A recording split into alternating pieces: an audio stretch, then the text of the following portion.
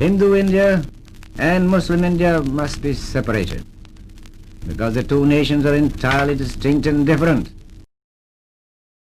I know the people of America are deeply interested in India. I send you my cordial greetings on behalf of the Muslim India, and I feel we have your good wishes. As you know, of the many races, creeds and religions that inhabit the vast subcontinent of India, there are two major nations, the Hindus and Muslims. 100 millions of Muslims cannot be characterized as a minority. We are 70 millions in the northwestern and northeastern zones of India.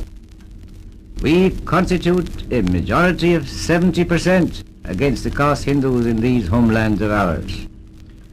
We want the division of India into Hindustan and Pakistan because that is the only practical solution which will secure freedom for both Hindus and Muslims and the achievement of stable and enduring governments of Hindustan and Pakistan, which I am confident will settle down as friends and neighbors like Canada and United States and other sovereign states both in North and South America.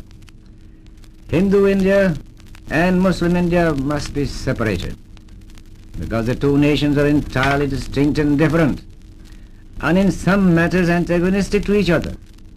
Let me tell you some of the differences. We differ in our history, culture, language, architecture, music, laws, jurisprudence, calendar, and our entire social fabric and code of life. One India is impossible realization. It will inevitably mean that the Muslim will be transferred from the domination of the British to the caste Hindu rule, a position that Muslim will never accept. As an all-India minority, we shall be under the rule of the permanent Hindu majority of about 3-1, which will virtually mean one nation ruling another by means of ballot box.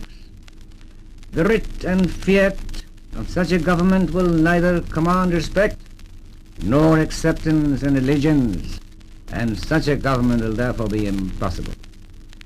It can only function by force, but will never secure the willing approval and sanction of the 100 millions of Muslims.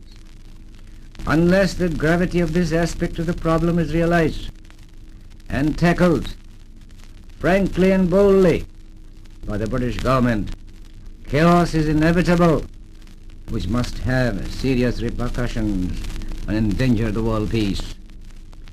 Our scheme of division of India gives Hindus 3/4 of the country, and the Muslims secure a dominant voice in the remaining 1/4 of India, thereby giving the two nations scope and opportunity to develop in accordance with their own culture and ideology, so as to contribute to the peace and advancement of the world as a whole.